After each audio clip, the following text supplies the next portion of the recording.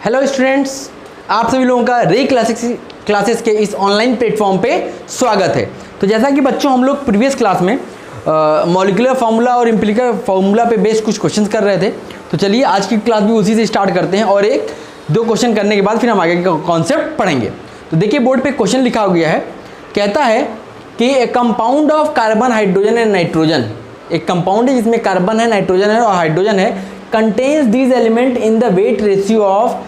अब यहाँ पे आपको वेट रेशियो दिया हुआ है। अभी तक क्या देता था कि परसेंटेज देता था कि उस कंपाउंड में कितने परसेंट हाइड्रोजन, कितने परसेंट नाइट्रोजन, कितने परसेंट आपका कार्बन था, परसेंटेज देता था। लेकिन अब आपको क्या दे रहा है, अब आपको गिवन है कि वेट रेशियो गिवन है। तो हमें ज़्यादा कुछ नहीं करना है, बस चेंज वही करना है जहाँ परसेंटेज था वहाँ पे वेट रेशियो ले लेंगे, वेट्स ले लेंगे उनके, ठीक है। और आपको दिया हुआ है इफ मॉलिक्यूलर मास इज 108, आपको मॉलिक्यूलर मास दिया हुआ है कि मॉलिक्यूलर मास कितना है, 108 है। तो कहता है find the molecular formula of this compound, इस कंपाउंड का आपको मॉलिक्यूलर फार्मूला फाइंड करना है। तो देखो जो जैसे हम लोग करते थे वैसे ही करेंगे। सबसे पहले क्या बनाएंगे, एलिमेंट बनाएंगे कि एलिमेंट कौन कौन से हैं, ठीक। अब यहाँ पे मास परसेंटेज नहीं दिया, क्या दिया, वेट रेशियो। तो वेट रेशियो हम लोग लिख लेंगे, ठीक। वेट रेशियो हो गया। फिर इसके बाद हम लोग क्या निकालेंगे, एटॉमिक ए निकालते थे, तो नंबर ऑफ एटम्स, ये क्या होता था, given mass upon molar mass, ठीक। फिर उसके बाद हम लोग क्या निकालते थे, रिलेटिव रेशियो, ये क्या होता था कि ए अपॉन लोवेस्ट नंबर, ठीक, इसका लोवेस्ट नंबर।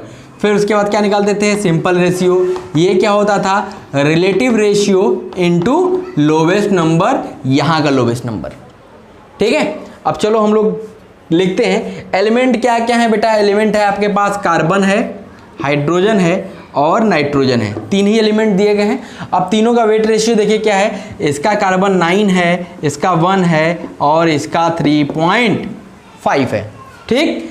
अब देखो हमें क्या करना है, कार्बन का वेट दिया हुआ 9, तो नंबर ऑफ एटम्स क्या होगा, wait given weight upon molar mass. तो ये क्या हो जाएगा, ये हो जाएगा 9 बाई कार्बन का मोलर मास 12, तो ये क्या हो गया 3/4। ये क्या आ गया, नंबर ऑफ एटम्स हमको मिल गए किसके, कार्बन के। अब यहाँ आ जाए तो यहाँ पे गिवन मास 1 दिया है और इसका मोलर मास भी 1 होता है, तो ये क्या मिल गया 1। अब देखिए नाइट्रोजन का क्या होता है, इसका गिवन मास दिया हुआ है 3.5 अपॉन इसका नाइट्रोजन का मोलर मास कितना होता है, इसका होता है 14। तो ये कितना आएगा, 3/4 जा 1/4, क्या मिलेगा 1/4। अब देखो इसमें क्या होगा, इसमें सबसे छोटा नंबर कौन सा है। अब देखो हम लोग को रिलेटिव रेशियो निकालना है ना, रिलेटिव रेशियो निकालना है, तो अब ये कभी भी ये होल नंबर्स में ही आने चाहिए। अब देखो यहाँ पे 3/4, 1 और 1/4 आ रहा है, तो हम लोग क्या करते हैं कि अगर सबको 4 से मल्टीप्लाई कर दो तो हम लोग इसको सिंपल रेशियो में कन्वर्ट, या 3/4। अब देखो सबसे छोटा कौन सा है भाई, 1/4 सबसे छोटा है। तो अब यहाँ पे देखो ये 3/4 अपॉन 1/4, तो क्या मिलेगा 3, ठीक। यहाँ पे 1 अपॉन 1/4 क्या मिलेगा 4, और यहाँ पे 1/4 अपॉन 1/4 क्या मिलेगा 1। मिल गया रिलेटिव रेशियो। अब देखो रिलेटिव रेशियो मिल गया, अब हमको क्या करना है, हमको सिंपल रेशियो निकालना है। इसमें सबसे छोटा कौन है 1, तो इसका मतलब 1 से मल्टीप्लाई कर दीजिए, 3 × 1 क्या आएगा 3, 4 × 1 क्या मिलेगा 4 और 1 × 1 क्या मिलेगा 1। सिंपल रेशियो जब हमारा मिल गया तो अब हम लोग कंपाउंड का एम्पिरिकल फॉर्मूला लिख सकते हैं ना, EF। आप EF लिखो, EF लिखो क्या होगा भाई, C3H4N, ये हो गया। अब देखो यहां से हम लोग क्या करते हैं, एम्पिरिकल फॉर्मूला मास निकाल लेते हैं, EFM निकाल लेते हैं। यहां से EFM निकालो भाई, EFM अगर आप कैलकुलेट करते हो तो देखो C3 मतलब 12 3 जा 48, 48 प्लस 4 52 प्लस नाइट्रोजन, ये हो गया 50, 1 मिनट 36 प्लस 4 40 50 प्लस 14 54, तो ये आ गया एम्पिरिकल फार्मूला मास कितना आ गया 54, और आपको मॉलिक्यूलर फार्मूला मास दिया गया है, ये कितना दिया गया है, ये आपको दिया गया है 108। तो आप n निकाल लेते हो ना, मोल्स कैसे निकालते थे, n is equal to MFM upon EFM पढ़ते थे हम लोग, फॉर्मूला रिमाइंड करो, MF1 अपॉन EFM, तो ये हो गया 108/54, तो क्या मिल गया 2। जब ये 2 मिल गया तो हम लोग मॉलिक्यूलर फॉर्मूला अब नहीं फाइंड कर सकते, कर सकते हैं, क्या पढ़ते थे EF2, 2 से मल्टीप्लाई कर दीजिए तो 2C3H4N, तो यहां से क्या मिल जाएगा C6H8N2, C6H8N2, यही हमारा क्या हो गया, ये हमारा मॉलिक्यूलर फॉर्मूला मिल गया जो हमसे निकालने के लिए बोला था। समझ में आ रहा है चीज, तो इसमें कुछ नया नहीं है। ओके, तो इसको आप टेबल फॉर्म में बना लेना ताकि चीजें आपको समझ में आती रहें। तो जितने टाइप के क्वेश्चंस बेटा बन सकते हैं वो सारे टाइप के क्वेश्चन मैं आपको करा दे रहा हूं, तो जिससे क्या होगा, आपका कॉन्सेप्ट एकदम क्लियर हो जाना चाहिए। गर्मी बहुत है बेटा, देख रहे हो गर्मी कितनी पड़ रही है, एकदम बेहद गर्मी पड़ रही है, लेकिन फिर भी हम लोग मेहनत कर रहे हैं और मेहनत का फल मिलता है, मिलेगा। जितना आप मेहनत करोगे, गर्मी ठंडी बरसात भूल जाओ, जितना आप मेहनत करोगे उसका आपको फल जरूर मिलेगा, आपको भी मिलेगा, हमको भी मिलेगा, क्योंकि हम भी मेहनत कर रहे हैं और आप भी मेहनत करके पढ़ाई कर रहे होगे। ठीक है, इस क्वेश्चन को नोट करो, फिर आगे एक और क्वेश्चन हम लोग लेते हैं। चलो बच्चों, अब यहाँ पे एक क्वेश्चन देखो लिखा गया है बोर्ड पे। क्वेश्चन देखो क्या कहता है, 2 ऑक्साइड्स ऑफ मेटल, मेटल के 2 ऑक्साइड्स हैं जिसमें मेटल जो है कितना है 50% और 40% मेटल है। मेटल के ऑक्साइड में 2 ऑक्साइड्स हैं मेटल के, एक में 50% मेटल है, एक में 40% मेटल है। तो कहता है if molecular formula of first oxide, अगर आपका फार्मूला जो है फर्स्ट ऑक्साइड का MO दिया हुआ है तो इसका मतलब है determine the formula of second oxide, इसका मतलब आपको सेकेंड ऑक्साइड का फार्मूला हमसे पूछ रहा है। तो देखो अब 2 ऑक्साइड हैं, तो मान लिया कि फर्स्ट ऑक्साइड हमारा ये है, फर्स्ट ऑक्साइड, और ये हमारा सेकेंड ऑक्साइड है। ठीक है, अब फर्स्ट ऑक्साइड में क्या होगा, 2 चीज़ें होंगी ना, एक तो मेटल होगा क्योंकि ऑक्साइड है, इसका मतलब ऑक्सीजन भी इन्वॉल्व होगा, दूसरे में भी क्या होगा, मेटल होगा और ऑक्सीजन होगा। ठीक, अब देखो यहाँ पे दिया है कि पहले में मेटल कितना % है भाई 50%, दूसरे में मेटल कितना है 40%। ठीक है, अब देखो अगर मेटल 50% है तो बाकी जो बचा वो क्या होगा, ऑक्सीजन होगा, तो यहाँ पे ऑक्सीजन भी कितना हो गया 50%, यहाँ पे ऑक्सीजन कितना हो गया 60%। इतना समझ में आ रहा है। अब देखो अब हम क्या करते हैं, नंबर ऑफ एटम्स निकाल लेते हैं, ए निकाल लेते हैं, ये क्या होता है given mass upon molar mass. अब देखो यहाँ पे एक चीज़ है कि 50% मतलब हमने 50 मान लिया, ठीक है, यही तो मानते हैं, ये परसेंटेज था। तो अब देखो यहाँ पे ए निकालोगे तो यहाँ पे क्या आएगा, अब इसका कितना है ये तो हमें नहीं पता है, कौन सा मेटल इसका मोलर मास हमको नहीं पता है, तो हम क्या करेंगे यहाँ पे 50 अपॉन इसका मान लेते हैं कि ए है, मोलर मास क्या है ए है, या एन मान लो या एम मान लो, एम मोलर मास है। ठीक है, और इसका क्या हो जाएगा 50, ये हो गया 50/m, और इसका क्या हो जाएगा, इसका हो जाएगा 50 ऑक्सीजन का मोलर मास कितना होता है 16, तो ये हो गया। अब देखो यहाँ पे जो इसका फॉर्मूला दिया गया है क्या बोला है, MO है, MO मतलब अब नंबर ऑफ मोल्स इसके और नंबर ऑफ मोल्स इसके दोनों क्या हैं, बराबर हैं, इसका मतलब अब इन दोनों को आप इक्वेट कर दो, तो ये हो जाएगा 50/m इज इक्वल टू 50/16। तो यहाँ से क्या मिल गया, m की वैल्यू मिल गई 16, मतलब जो भी मेटल लिया गया है उसका मोलर मास कितना हो गया 16 हो गया। अब ये तो हमको पता चल गया कि मोलर मास 16 हो गया m का। तो अब देखो अब यहाँ पे अब ये जो दूसरा ऑक्साइड है ये भी मेटल तो सेम है, तो यहाँ पे 40% है, तो इसका जो आएगा ये आएगा 40/16 और ये हो जाएगा 60/16। ठीक है, और अगर इन दोनों का रेशियो आप निकालोगे तो 40/60 मतलब 2:3 आ गया। ये मोल का रेशियो है 2:3, मतलब 2 मोल किसके होंगे, M के, और 3 मोल किसके होंगे, O के। तो हमारा जो ऑक्साइड का फॉर्मूला हो गया दूसरे ऑक्साइड का, ये क्या हो गया, M2O3। ये हमारा सेकेंड ऑक्साइड का फॉर्मूला हो गया। सेकेंड ऑक्साइड का फॉर्मूला हो गया क्या, M2O3। तो इस टाइप से भी क्वेश्चन पूछे जाते हैं, हमें इन सब को भी ध्यान रखना पड़ेगा। ठीक है, समझ में आ गया होगा। चलो इसको नोट कर लो, फिर हम आगे अब अगली थ्योरीज पढ़ते हैं। नोट कीजिएगा इसको। चलो बच्चों, अब हम लोग आगे चलते हैं और अब स्टार्ट करते हैं कि problems based on chemical equation, या अब नया एक कॉन्सेप्ट आ जाएगा, stoichiometric based concept, stoichiometry based concept. अब ये क्या है, स्टोइकोमेट्री क्या है, अब हम लोग इसको डिटेल में पढ़ेंगे। धीरे धीरे स्टार्ट करते हैं। तो सबसे पहली हेडिंग आप डालिएगा कि केमिकल रिएक्शन क्या होता है। पहले हम लोग केमिकल रिएक्शन पढ़ते हैं क्या होता है, फिर उसके बाद धीरे धीरे आगे चलेंगे। केमिकल रिएक्शन, ये आप लोग 10th क्लास में पढ़े होंगे। केमिकल रिएक्शन एंड इक्वेशन, हम लोग पहला चैप्टर था केमिकल इक्वेशन ना, वो उसमें आपने पढ़ा होगा। देखो केमिकल रिएक्शन अब हम लोग बात करते हैं क्या होता है, इससे आप फेमिलियर हो तो लिखिएगा, इट इज द प्रोसेस, ये कौन सा प्रोसेस होता है, it is the process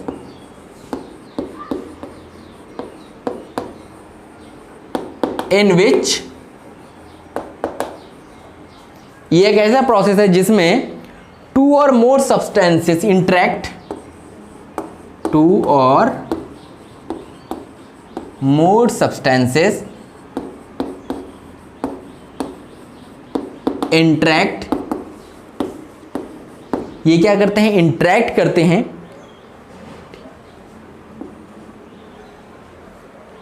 with each other,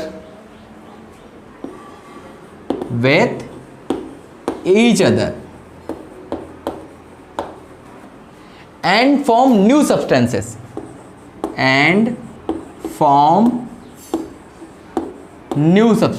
और क्या बनाते हैं, नए सब्सटेंसेस बनाते हैं। ठीक है, इस प्रोसेस में क्या होता है कि 2 या 2 से अधिक सब्सटेंसेस इंटरेक्ट करते हैं एक दूसरे से और कुछ नया सब्सटेंस बनाते हैं। ठीक है, where old bonds are broken, where old bonds are broken, जहां पे ओल्ड बॉन्ड्स क्या होते हैं, ब्रोकन, टूटते हैं, एंड न्यू बॉन्ड्स आर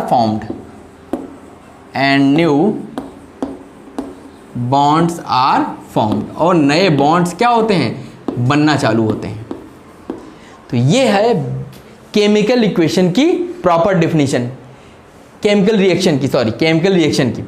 तो ये एक प्रोसेस होता है, क्या होता है, ये एक प्रोसेस होता है जिसमें 2 या 2 से अधिक सब्सटेंसेस इंटरेक्ट करते हैं और वो एक नया सब्सटेंस बनाते हैं, एक या एक से अधिक नया सब्सटेंस बनाते हैं। इसमें क्या होता है कि पुराने जो बॉन्ड्स हैं वो ब्रेक होते हैं और कुछ नए बॉन्ड्स फॉर्म होते हैं।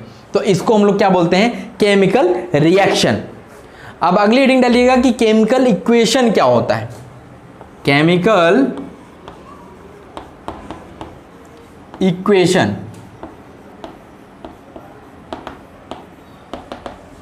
इक्वेशन, क्या होता है, अब हम इस पे डिस्कशन करते हैं। देखो केमिकल इक्वेशन क्या होता है, ये सिंबॉलिक रिप्रेजेंटेशन है, it is a symbolic representation,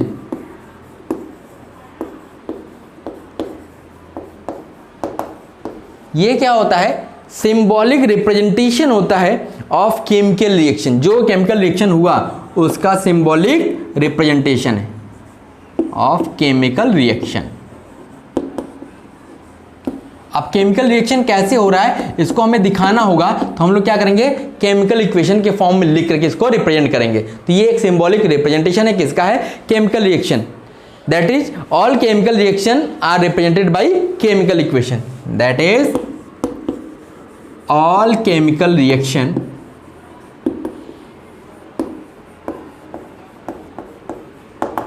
all chemical reaction are represented by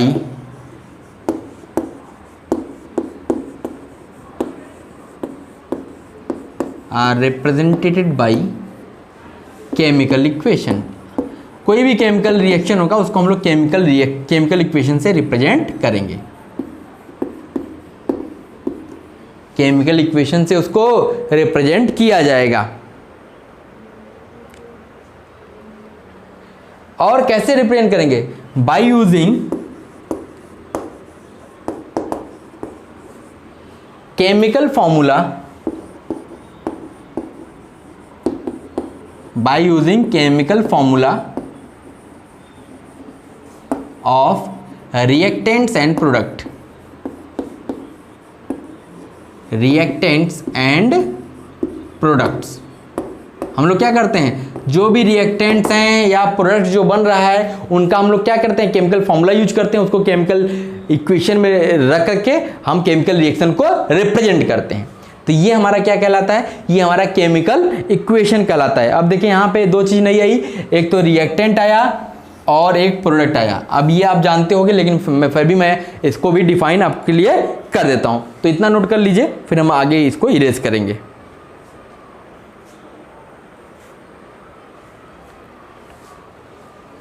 अब देखिए, नोट कर लिया।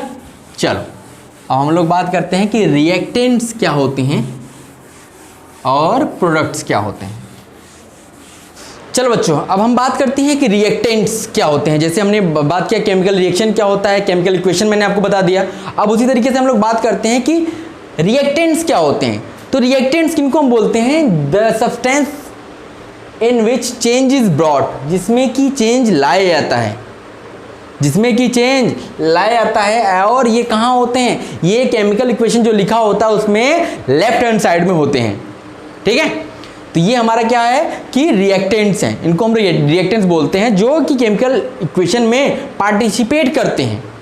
जो पार्टिसिपेट करते हैं उनको क्या बोला जाता है, रिएक्टेंट बोला जाता है। और अगर हम प्रोडक्ट की बात करें तो जो सब्सटेंस एग्जिस्टेंस में आता है, कब आता है, जब चेंज हो चुका होता है, as a result of chemical change. जब केमिकल चेंज हो जाता है, जो रिजल्ट में हमें जो चीज़ मिलती है वो हमारा क्या कहलाता है, वो हमारा प्रोडक्ट कहलाता है। और ये हमेशा कहाँ होता है, राइट साइड में होता है। ये तो बहुत बेसिक चीज़ है, ये आपको पता होगा। जैसे ये रिएक्टेंट है तो ये इधर क्या मिलेगा, प्रोडक्ट मिलेगा। ठीक है, लेफ्ट हैंड साइड में रिएक्टेंट होता है, राइट हैंड साइड में प्रोडक्ट होता है। जैसे अगर हम बात करें कि हमने दो सब्सटेंस लिया R1 और R2, इनको हमने इनके रिएक्ट कराया, इनका रिएक्शन हुआ, तो इसके बाद हमें क्या मिलेगा, इनमें कुछ चेंजेस आएंगे और उसके बाद हमको क्या मिलेगा, कुछ जो मिलेगा उसी को हम लोग क्या बोलेंगे, वो हमारा प्रोडक्ट होगा। तो ये बात हो गई किसकी, ये बात हो गई रिएक्टेंट और प्रोडक्ट की। हमने केमिकल रिएक्शन जान लिया, केमिकल इक्वेशन समझ लिया, रिएक्टेंट्स जान लिए और प्रोडक्ट जान लिया। तो अब हम बात करेंगे, अब हम लोग आगे जो बात करेंगे वो बात करेंगे कि अनबैलेंस्ड केमिकल इक्वेशन और बैलेंस्ड केमिकल इक्वेशन क्या होता है।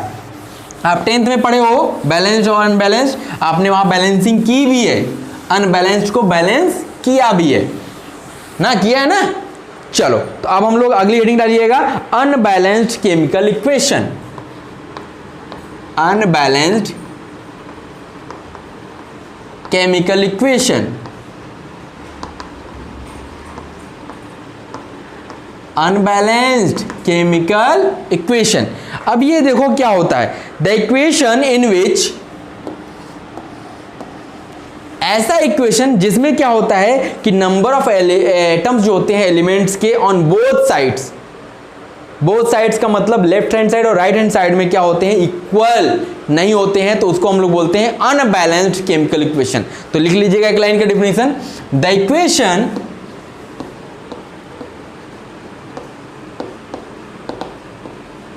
the equation in which number of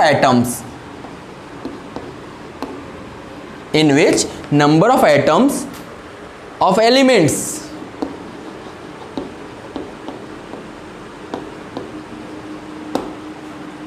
on both sides both sides of chemical equation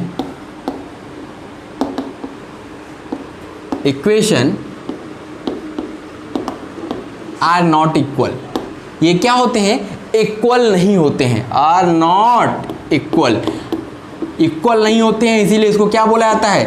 unbalanced chemical equation. मतलब आपने राइट हैंड साइड में आपने नंबर ऑफ एटम्स काउंट किए एलिमेंट्स के, और लेफ्ट हैंड साइड में नंबर ऑफ एटम्स काउंट किए, दोनों इक्वल नहीं हैं, तो हमारा क्या होगा? वो केमिकल इक्वेशन क्या होगा? अनबैलेंस्ड केमिकल इक्वेशन होगा।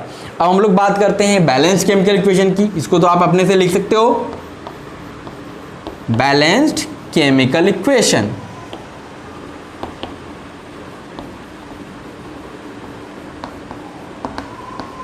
Balanced chemical equation. अब यहां पे क्या होगा? इसी के जस्ट रिवर्स हो जाएगा। The equation in which number of atoms of element on both sides are equal. तो आप एक लाइन के लिख लीजिए, the equation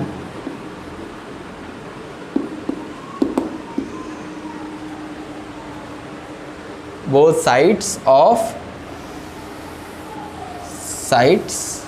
are not equal।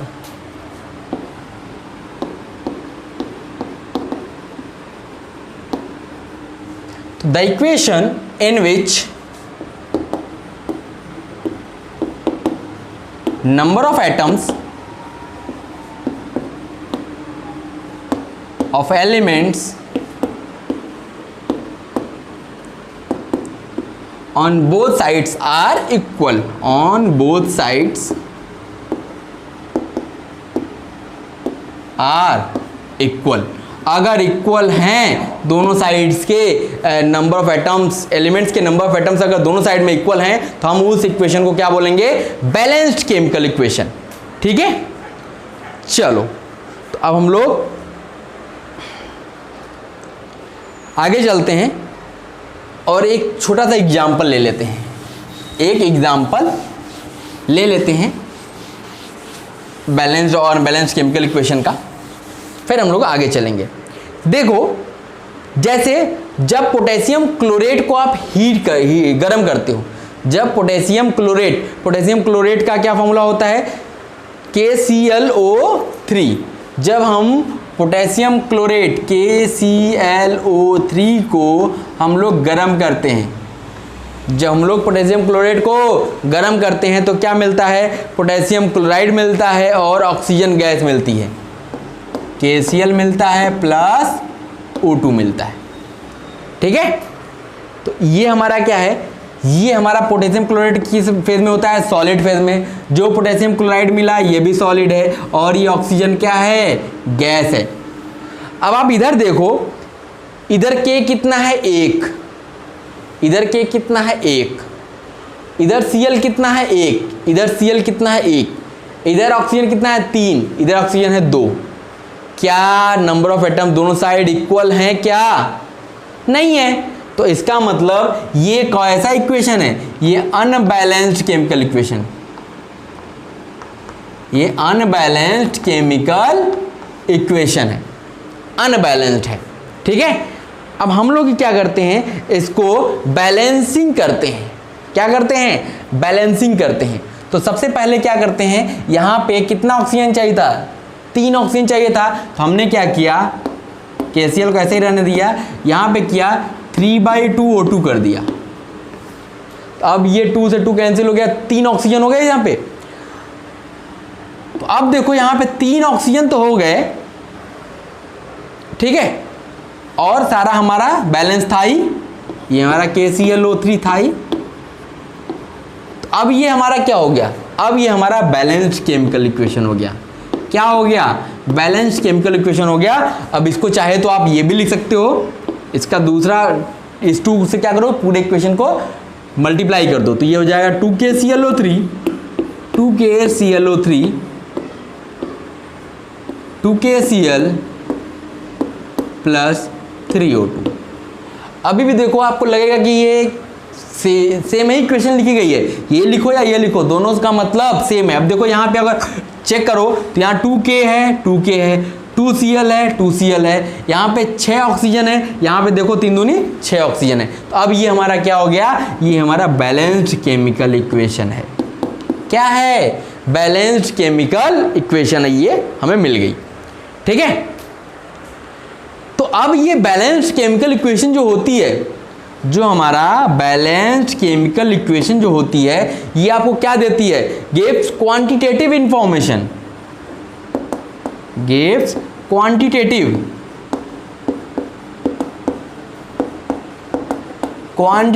Information.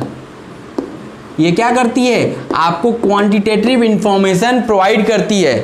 ठीक है, that in which molar ratio reactants, that in which molar ratio reactants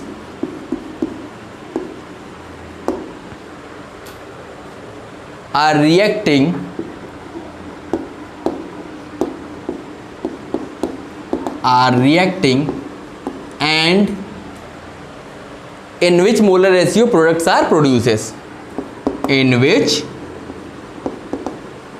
molar ratio product are produced।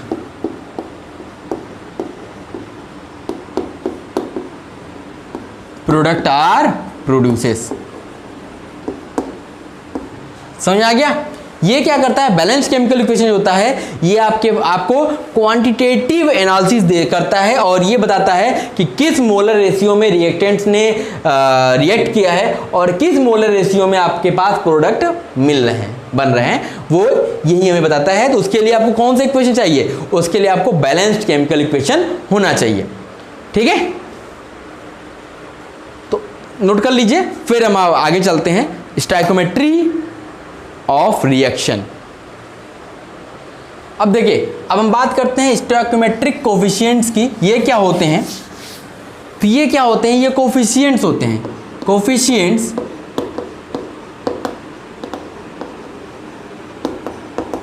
In which reactants are reacting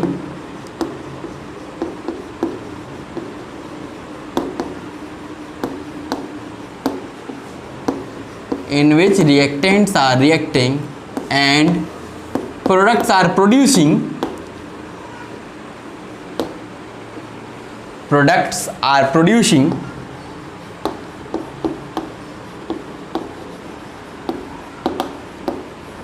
and this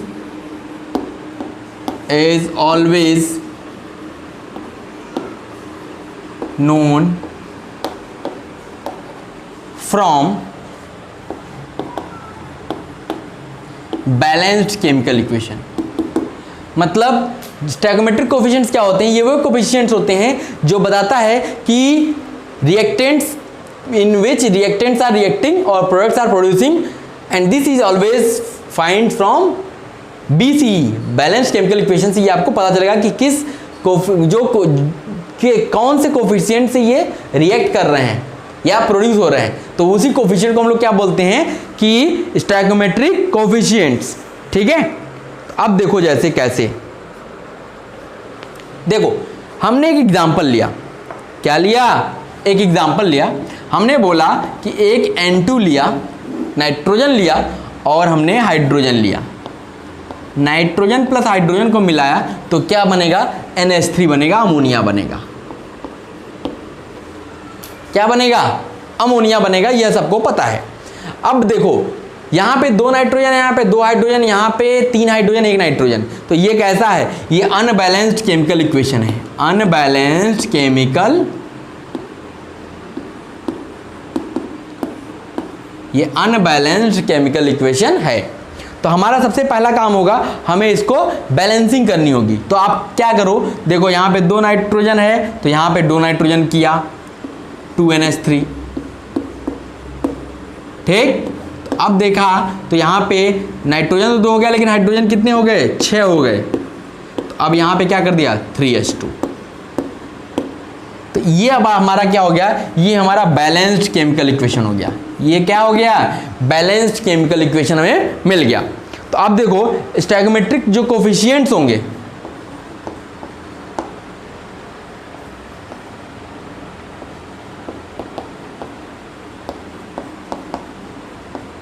stoichiometric coefficients,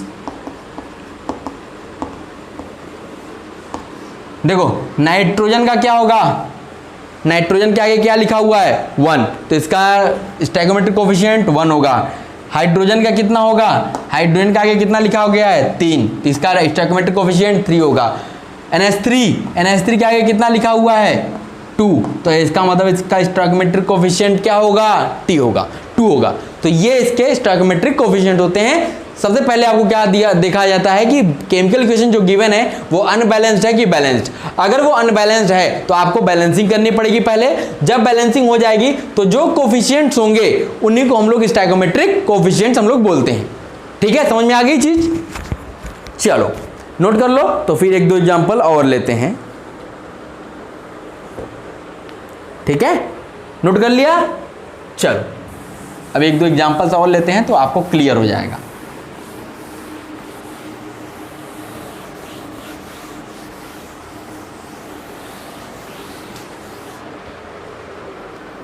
चलो बच्चों, हमने लिया C+O2, तो ये आपको क्या देता है CO2।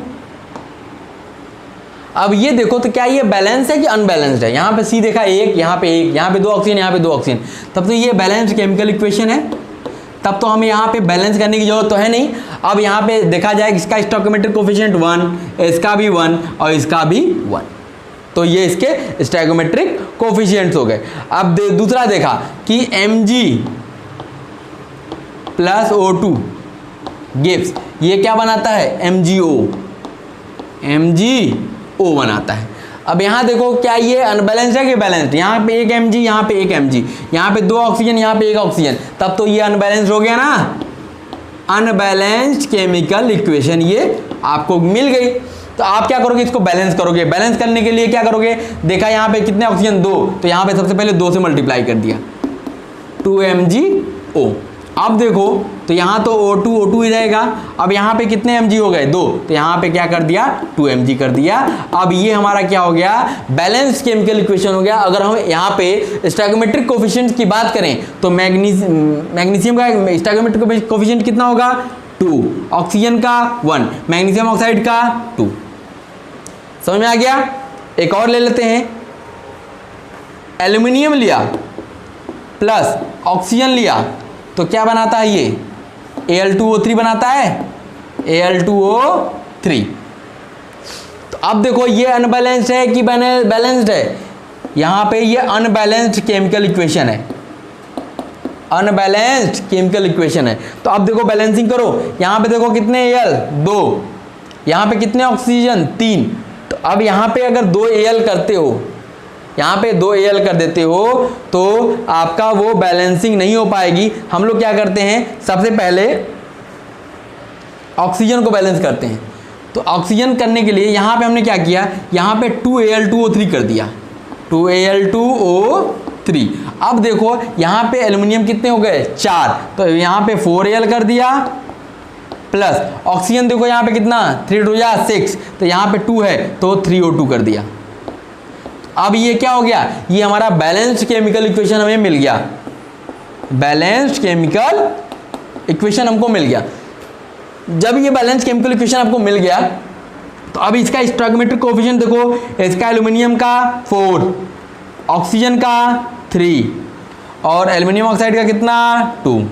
तो इस तरीके से आपको अगर स्टोइकोमेट्रिक कोफिशिएंट्स निकालना पड़े तो आपको सबसे पहले चेक करना है कि हमें जो इक्वेशन दी गई है वो बैलेंस्ड है कि अनबैलेंस्ड। अगर वो अनबैलेंस्ड है तो आपको सबसे पहला काम बैलेंसिंग करनी होगी। जब बैलेंसिंग आप कर लेंगे तब हम उसका जो कोफिशिएंट्स होंगे उसी को हम लोग क्या बोलते हैं, स्टोइकोमेट्रिक कोफिशिएंट हम लोग बोलते हैं। ठीक है, इसको नोट कर लीजिए, फिर आगे चलते हैं। चलिए बच्चों, अब हम बात करते हैं, अब हम आगे चलते हैं और बात करते हैं कि interpretation of balanced chemical equation. अब बैलेंस्ड केमिकल इक्वेशन से क्या क्या इंटरप्रिटेशन हम लोग फाइंड कर सकते हैं, क्या क्या हम पता कर सकते हैं, तो इसी को हम लोग क्या पढ़ेंगे, स्टोइकोमेट्री एंड स्टोइकोमेट्रिक कैलकुलेशन। इसी को हम लोग बैलेंस्ड केमिकल इक्वेशन के बारे में जो चीज़ पढ़ रहे हैं वो क्या कहलाती है, स्टोइकोमेट्री, और जो इसके कोफिशिएंट्स होते हैं उसको कैलकुलेट हमें कैसे करना है इस पर डिस्कशन करते हैं। अब इसमें देखो पहला क्या आएगा कि हमारा जो पहला केमिकल इक्वेशन इस टाइप का हो कि जिसमें सिंगल रिएक्टेंट हो। रिएक्टेंट क्या हो, एक हो, तो उसका क्या क्या हम लोग इंटरप्रेट कर सकते हैं। देखो सबसे पहले बात कर लेते हैं कि जैसे अगर सिंगल रिएक्टेंट है तो आपको क्या गिवन हो सकता है, मास मास रिलेशनशिप। दैट इज कि आपको मास ऑफ वन रिएक्टेंट या प्रोडक्ट का पता है, ये गिवन होगा। मास एक रिएक्टेंट का या प्रोडक्ट का आपको क्या पता होगा, और मास दूसरे रिएक्टेंट या प्रोडक्ट का आपसे पूछ रहा होगा।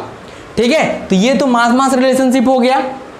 ठीक, अगला क्या होगा कि अगर आपको मास वॉल्यूम रिलेशनशिप, मतलब आपको क्या होगा कि या तो मास या वॉल्यूम आपको रिएक्टेंट या प्रोडक्ट का गिवन होगा, एक रिएक्टेंट का मास या वॉल्यूम कुछ भी गिवन होगा, और वॉल्यूम ऑफ अदर रिएक्टेंट आपको रिएक्टेंट या प्रोडक्ट का आपको पूछेगा।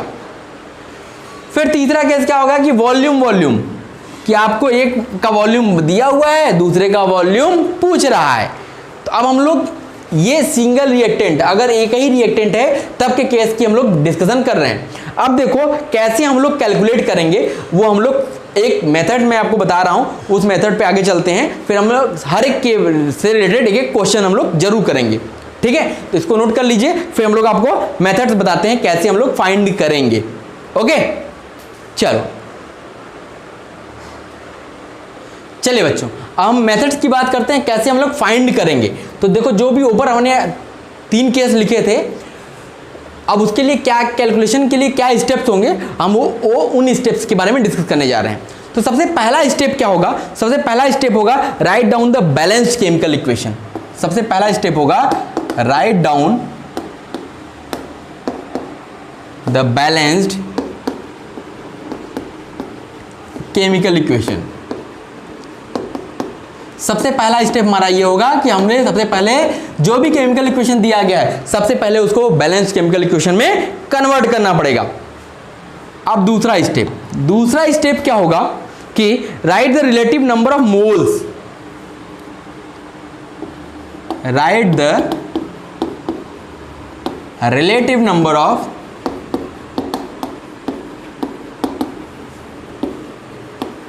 मोल्स। आप रिलेटिव नंबर ऑफ मोल्स लिखिए और द रिलेटिव मास और the relative mass.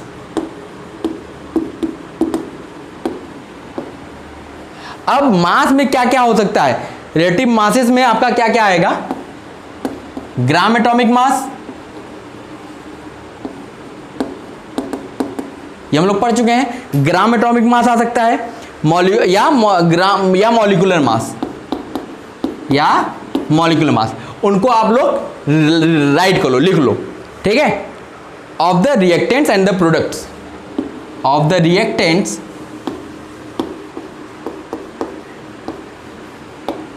And products.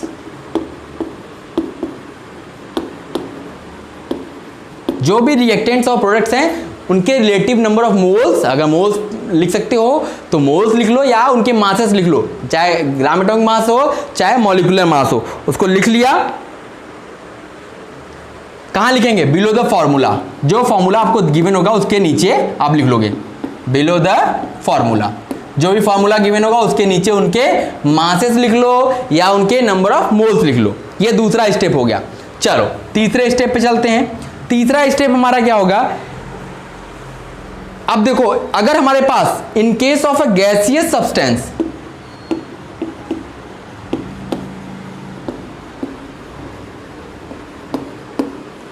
अगर हमारे पास गैसियस सब्सटेंस है, गैसियस सब्सटेंस अगर हमारे पास है तो हम लोग क्या करेंगे, write down 22.4 litre at STP.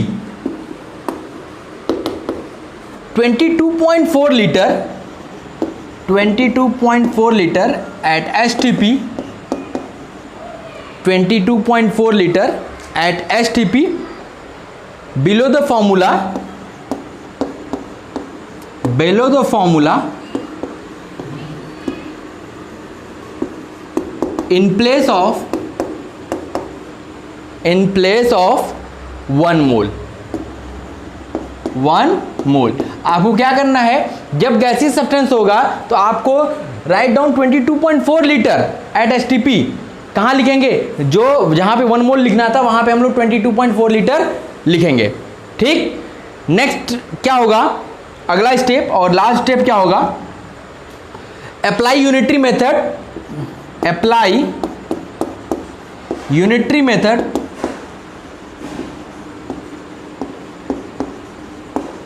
हम लोग यूनिटरी मेथड अप्लाई करेंगे to make the required calculations, to make the required calculations.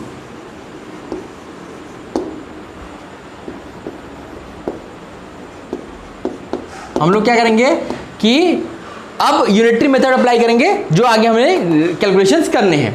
ठीक है, तो ये हमारे पास सर्टेन स्टेप्स थे जिससे हम लोग कैलकुलेट करेंगे जो ऊपर 3 चीज लिखी गई थी। अगर मास है या वॉल्यूम है या मास वॉल्यूम है तो हम लोग फाइंड कर सकते हैं। तो इन सर्टेन स्टेप्स के द्वारा हम लोग क्वेश्चन करते हैं, तो वहां पे ये सर्टेन स्टेप्स को फॉलो करेंगे, देखेंगे बड़े आसानी के साथ हम लोग क्वेश्चन को कर पाएंगे। ठीक है, इसको नोट कीजिए, फिर हम लोग एक क्वेश्चन लेते हैं।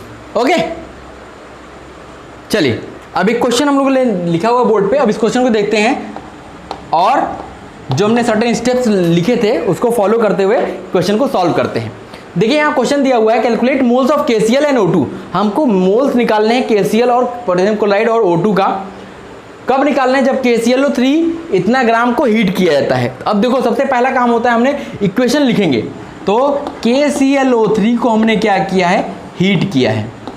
हीट किया है तो क्या बन रहा है, KCl प्लस O2 बन रहा है।